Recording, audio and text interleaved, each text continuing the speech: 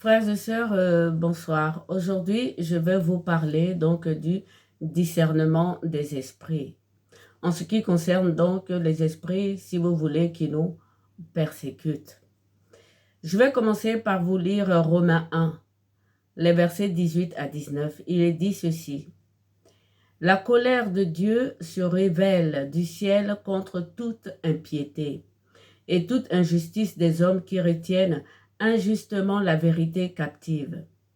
Car ce qu'on peut connaître de Dieu est manifeste pour eux, Dieu le leur ayant fait connaître.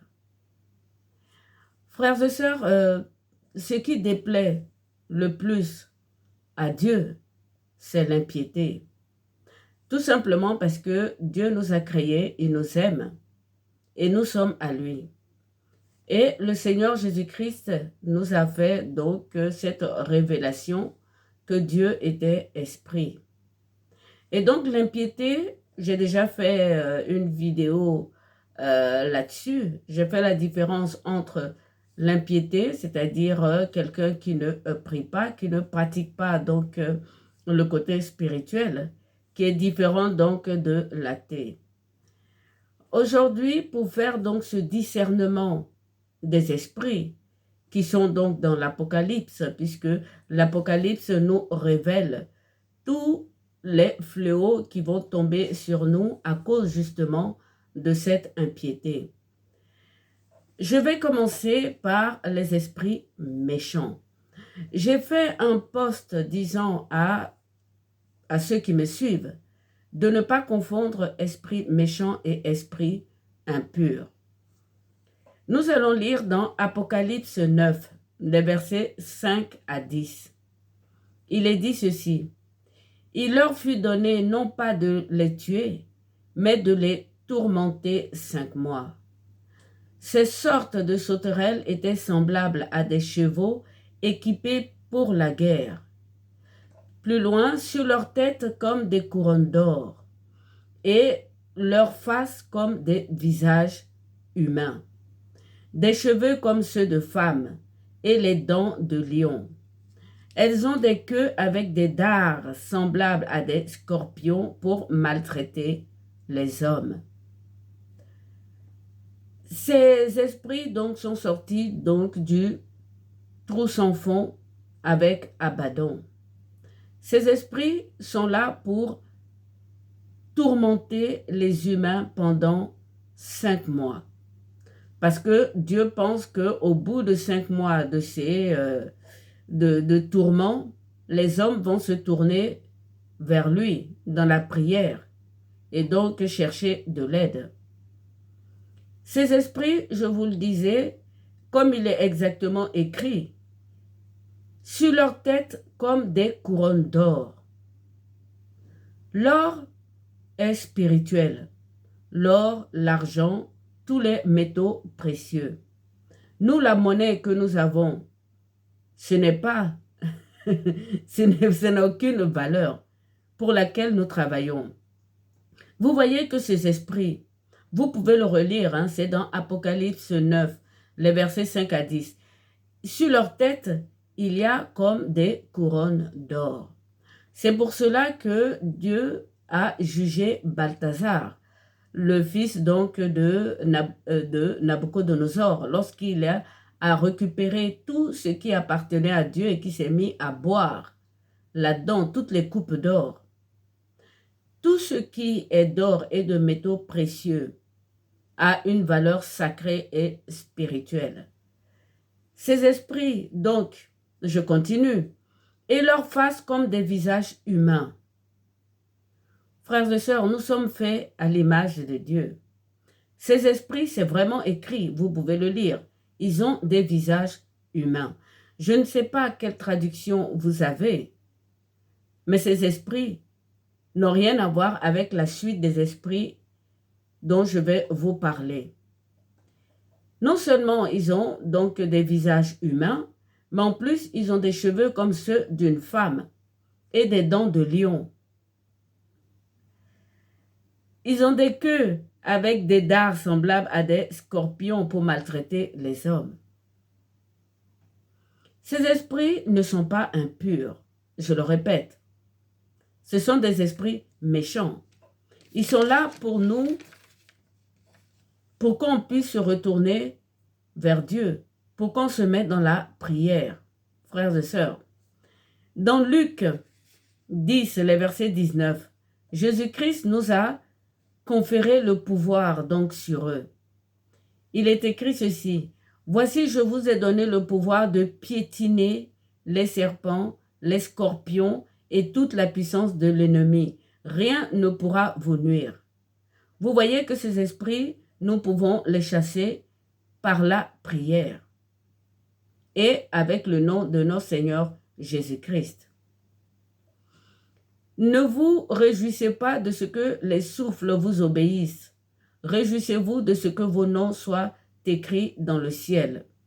Ça veut dire ce que ça veut dire. S'ils ne nous obéissent pas, nous pouvons les résister dans donc la prière. Mais le fait de les chasser comme certains font, avec beaucoup de bruit, et d'autres les insultant, les confondant avec les esprits impurs, ce n'est pas correct. Voilà pourquoi j'ai fait cette vidéo de discernement des esprits. Donc ceux-là sont des esprits méchants. Vous pouvez les chasser par la prière au nom de Jésus-Christ de Nazareth. Maintenant, nous allons passer dans le deuxième type d'esprit méchant de l'Apocalypse. Je commence par l'Apocalypse 13. Souvenez-vous, les versets 14 à 15, dans lequel il nous est dit que le pseudo-prophète nous préparait à nous prosterner devant l'image de la bête. Mais avant, il est dit ceci. Et elle égare les habitants de la terre par les signes qui lui fut donné de faire en face de la bête. Elle dit aux habitants de la terre de faire une image de la bête qui avait une blessure d'épée et qui vivait. J'ai relu ce verset à cause des signes. Les signes par lesquels il lui a été donné de faire. Alors, lorsqu'on lit ce verset comme cela, comme on a l'habitude de lire, si on ne va pas plus loin dans l'Apocalypse, on ne comprend pas que ces signes sont faits par des esprits. Et c'est là où je vais en venir. Donc, je remonte plus loin. Dans Apocalypse 16, les versets 12 à 13, il est dit ceci. Le 6e versa sa coupe sur le fleuve de l'Euphrate et ses eaux furent asséchées pour ouvrir un chemin aux rois, ceux du soleil levant. Je vis sortir de la bouche du dragon et de la bouche de la bête et de la bouche du pseudo-prophète 3 souffles de démons faiseurs de signes. Ils sortent vers les rois du monde entier. Ils les rassemblent pour la guerre au grand jour du Dieu puissant sur tout.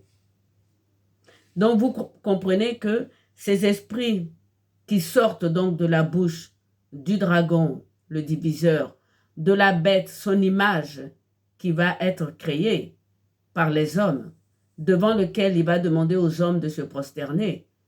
Dans la bouche de cette image qui parlera, il y aura des souffles impurs, des démons impurs. Et c'est ceux-là qui vont faire donc des prodiges, qui font les signes aux hommes pour qu'ils se prosternent donc devant la bête. Vous voyez, frères et sœurs, lorsque je vous dis que derrière toute cette technologie, il y a des esprits. Je ne raconte pas n'importe quoi, c'est écrit dans la Bible. Si vous lisez l'Apocalypse 13, comme je viens de le lire, et qu'il est dit que elle égare les habitants de la terre par les signes qu'il lui fut donné de faire en face de la bête, vous allez plus loin, vous voyez que ces signes sont faits donc par des souffles impurs, donc des esprits de démons qui sortent de la bouche du dragon, de la bête, donc son image, et du pseudo-prophète. Frères et sœurs, plus loin encore, ces esprits ressemblent à des grenouilles. Et oui, donc ce sont des esprits de grenouilles. Vous voyez que ces esprits de grenouille qui sortent de la bouche donc du dragon, de son image, la bête, et de la bouche de son pseudo-prophète, ne sont pas pareils que les esprits qui sont sortis du trou sans fond, qui ont une couronne comme d'or sur la tête et qui ont un visage humain et des cheveux de femme. Ces esprits-là, les premiers, sont des grenouilles, ceux qui sortent de la bouche donc du dragon. Et les autres, qui ont des visages humains, sont comme des sauterelles. Donc on ne parle pas des mêmes esprits. Nous allons passer maintenant au troisième type d'esprit. C'est dans Apocalypse 9, les versets 20 à 21. Après donc le sixième messager, c'est-à-dire le temps des trompettes dans lequel nous sommes. Nous sommes au temps des trompettes pour ceux qui me suivent, c'est-à-dire au temps de louange, à l'église donc de Philadelphie. Et le reste des hommes qui ne furent pas tués par ces fléaux ne se détournèrent pas des œuvres de leurs mains, ni ne cessèrent de se prosterner devant les démons et les idoles d'or, d'argent, d'airain, de pierre et de bois, qui ne peuvent voir, entendre ou marcher. Et ils ne se détournèrent pas de leur meurtre, de leur poison et de leur prostitution, de leur violence. Ça, c'est la sorcellerie, frères et sœurs. Et ça, c'est avec les humains. C'est-à-dire qu'ils sont avec nous, mais ils pratiquent cette sorcellerie. Alors ici, lorsqu'on nous parle donc des œuvres de leurs mains, c'est-à-dire la prospérité, eh oui, le travail, la recherche de profit. Ces humains fabriquent eux-mêmes leurs idoles. Que ce soit une voiture, quelqu'un qui aime sa voiture plus que sa femme, ne sait pas qu'il y a un esprit derrière. Pareil pour quelqu'un qui cherche du profit et qui travaille jour et nuit sans cesse, sans même avoir un temps pour prier. Il y a des esprits derrière. Tout ça, c'est de l'idolâtrie. Donc, vous voyez que ça n'a rien à voir avec les idoles que nous avons, qui en fait sont des images pieuses ou des statues. La sorcellerie provoque la rébellion. Beaucoup des âmes qui sont donc victimes de ces sorcelleries sans savoir. Et plus loin, je vais vous donner quelques exemples de sorcellerie comme je fais d'habitude. Ils se retournent contre Dieu, mais ils sont victimes de leurs frères et sœurs qui, comme je le disais, par la recherche donc de pouvoir, assoiffés de pouvoir, créent donc ces démons d'or et d'argent qui ne peuvent voir ni entendre, mais pourtant il y a des esprits qui se cachent derrière. Voilà, frères et sœurs, pour ce qui concerne donc les trois sortes d'esprits qui sont donc dans l'Apocalypse.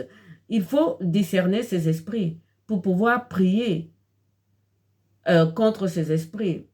Si vous voulez chasser les esprits méchants, vous savez que c'est par la piété, la prière. Si vous voulez chasser les esprits de grenouille, donc qui sortent de la bouche du dragon, de la bouche de la bête, son image, et de la bouche du pseudo-prophète, vous invoquez le nom de Dieu, mais vous lui dites que ça vient donc du pseudo-prophète. Et dans la prochaine vidéo, je vous dévoilerai qui est le pseudo-prophète, mais je pense que vous l'avez compris. L'idolâtrie de la troisième sorte donc d'esprit, c'est la recherche d'argent. La gueule donc du diable est en Amérique, dans le lion. C'est la recherche de pouvoir. Mais je continue. Quant à la prostitution, ce que moi j'appelle prostitution, vous devez comprendre, il s'agit donc d'impudicité. Et ces esprits sont très impudiques. Et c'est ce que font les sorciers. Je vais vous donner donc cet exemple que je voulais vous donner tout à l'heure. Tout le monde emploie cette expression sans savoir ce que ça veut dire. La nuit, tous les chats sont gris. C'est de la sorcellerie. C'est-à-dire que le matin, vous voyez votre voisin, votre frère, votre cousine, votre oncle, votre tante, il est tout à fait normal. Mais la nuit, il se transforme en autre chose. Ils se reconnaissent entre eux. Et donc, c'est ça, la nuit, tous les chats sont gris. Et ça fait partie donc de cette impudicité. Et donc, les sorciers et les sorcières vous envoient ces esprits impurs. Donc, vous voyez que là, on parle vraiment d'esprits impurs. Pour donc vous conduire donc dans une sorte de perversité à votre insu. Et ils le font, mais vraiment très à l'aise. Lorsque vous lisez dans l'Apocalypse, plusieurs fois, Dieu, par la patience, les a appelés à se convertir, à quitter cette sorcellerie. Mais à cause donc de la prospérité, donc de l'or, de l'argent, assoiffés de pouvoir, et pas de quel pouvoir, n'importe quel pouvoir, je veux dire, pouvoir de domination sur son frère humain. Ils ne lâcheront pas. Et donc, ça donne ces esprits impurs. Et je continue. Les meurtres, ils tuent également. Ils empoisonnent.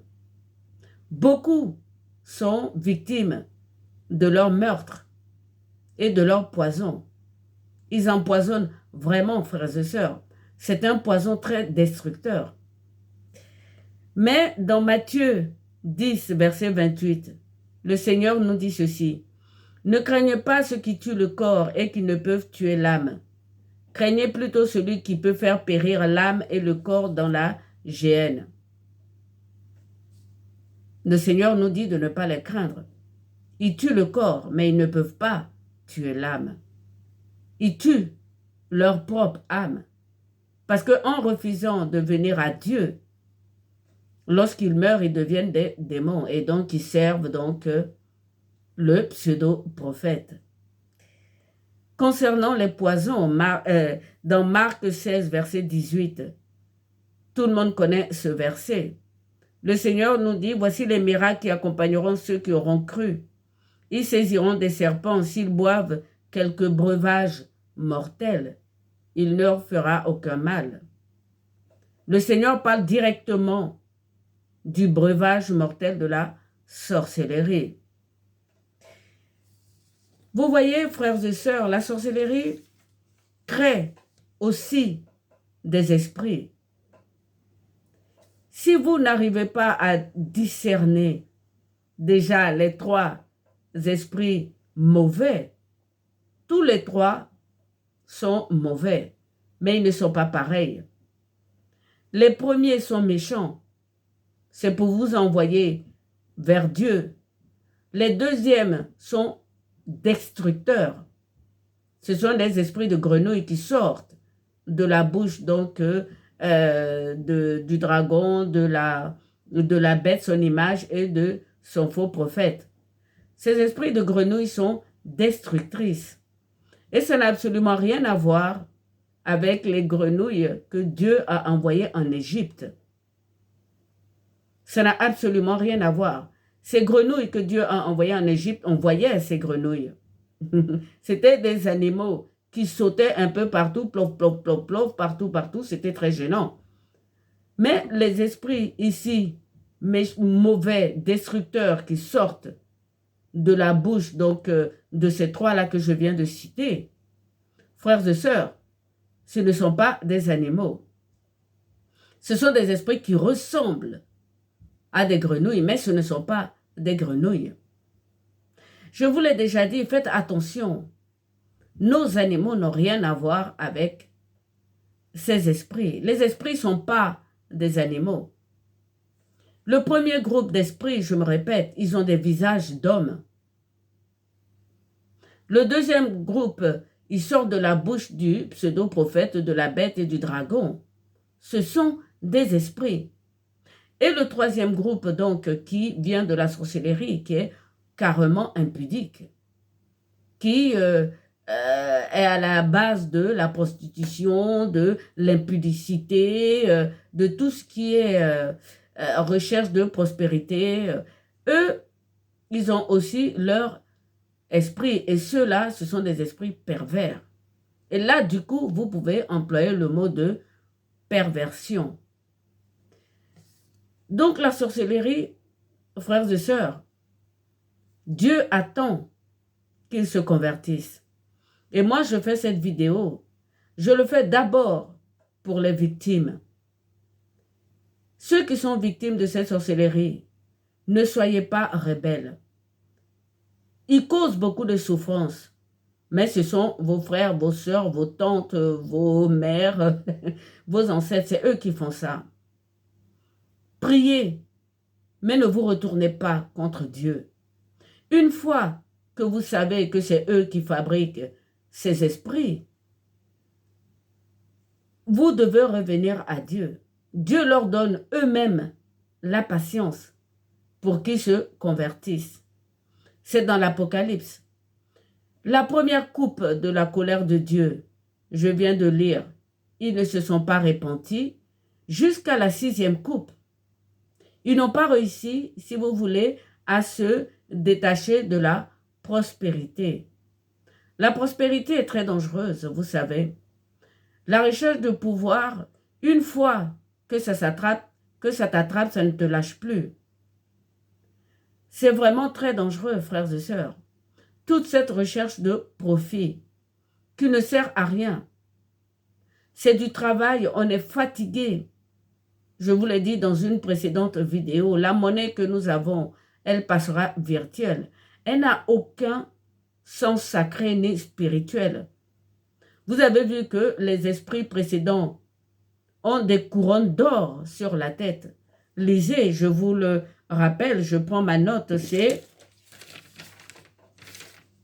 Apocalypse 9, les versets 5 à 10, je vous le relis. Sur leur tête comme des couronnes d'or et leur face comme des visages humains. Vous voyez que l'or, l'argent et tous les métaux précieux, bois précieux, sont spirituels. Mais les esprits de la sorcellerie ne sont pas. Il n'y a aucune valeur, à part donc que la perversion et la méchanceté gratuite. Quant à l'esprit donc de grenouille qui sort de la bouche du dragon, de son image, la bête, et du faux prophète ou du pseudo-prophète, lui, il est carrément destructeur. C'est un esprit très méchant. Mais vous pouvez le chasser aussi. Je vous l'ai donné ces deux versets donc, de Marc 16. C'est le dernier verset de Marc. Vous avez, le Seigneur nous a donné le pouvoir sur tout ce qui concerne donc l'ennemi. Il s'agit bien de ces esprits. Je continue, frères et sœurs. Je veux vous parler donc de la patience de Dieu. Il est dit ceci. C'est la puissance de contrôle que Dieu exerce sur lui-même afin de retenir sa juste colère contre les pécheurs qui continuent à lui désobéir et qui méritent d'être punis. Dieu est patient. Il l'a dit à Moïse. Je suis un Dieu patient, je suis lent à la colère et grand par ma force. Dieu est amour, frères et sœurs. Je viens de vous décrire les esprits méchants. Les esprits destructeurs, vous pouvez également les chasser toujours avec la piété. Quant à la sorcellerie, vous n'avez qu'à les bénir, frères et sœurs. Je vous le dis. Il faut prier pour eux pour qu'ils se détournent de cette sorcellerie. C'est pour ça que je fais cette vidéo. Derrière leurs actes, il y a des esprits impurs. C'est là l'impureté. Ça fait plusieurs fois, je le dis. L'impureté, ça vient de ce qui n'a rien de sacré, qui n'a rien de spirituel. C'est pour vous aider donc à discerner les esprits qui vous attaquent ou qui nous attaquent. Nous sommes tous victimes de ces esprits parce que nous ne sommes pas parfaits et nous ne prions pas exactement comme Dieu nous le demande. Mais je continue. À Saint-Paul, par exemple, lorsque moi j'appelle certains des victimes, au lieu de vous rebeller contre Dieu, faites comme moi. Saint Paul dit ceci, c'est dans 1 Timothée 1, le verset 16. Mais il m'a été fait grâce, afin que Jésus-Christ montre en moi le premier toute sa patience, et que je serve ainsi d'exemple à ceux qui croiraient en lui pour la vie éternelle. Frères et sœurs, notre Seigneur est patient. C'est vrai que nous souffrons beaucoup. Oui, je parle des victimes. Nous souffrons de ce que ces gens nous font. Mais la patience de Dieu, c'est qu'ils se convertissent. Il faut trouver la force de prier pour nos bourreaux. Pour eux-mêmes sont victimes de cette sorcellerie. Mais ils ne savent pas que ça vient donc de l'idolâtrie de tout ce qu'ils font. Cette soif de pouvoir. L'humilité ici est la force qu'il faut donc contre cette sorcellerie et ces esprits de pouvoir ou des esprits impurs. Il faut être humble. Maintenant, à vous qui êtes victimes, je le répète, ne vous rebellez pas contre Dieu, au contraire, revenez à Dieu, comme Saint Paul. Saint Paul, lui, n'était pas dans la sorcellerie, ça n'existait pas chez les Juifs. Mais il était persécuteur. Et donc, Dieu lui a fait grâce. Et donc, Dieu va vous faire grâce. Là, je parle mais vraiment des victimes de la sorcellerie. Ne soyez pas rebelles. Ça fait plusieurs vidéos que je fais. Je vous appelle à la conversion, à comprendre. C'est pour vous que je fais ces vidéos. Ça fait presque 30 vidéos que j'ai fait sur cet Apocalypse 13. Vous êtes victime donc des esprits du puits sans fond. Vous êtes victime des esprits de grenouilles qui ressemblent à des grenouilles mais qui ne sont pas des grenouilles. Et vous êtes victime des esprits impurs de la sorcellerie. Donc discernez vos esprits. Ça n'a rien à voir avec les animaux, je le répète. Ça n'a absolument rien à voir avec les animaux. Nous, les humains, nous ne sommes pas des animaux. Nous sommes différents des animaux. Et je continue.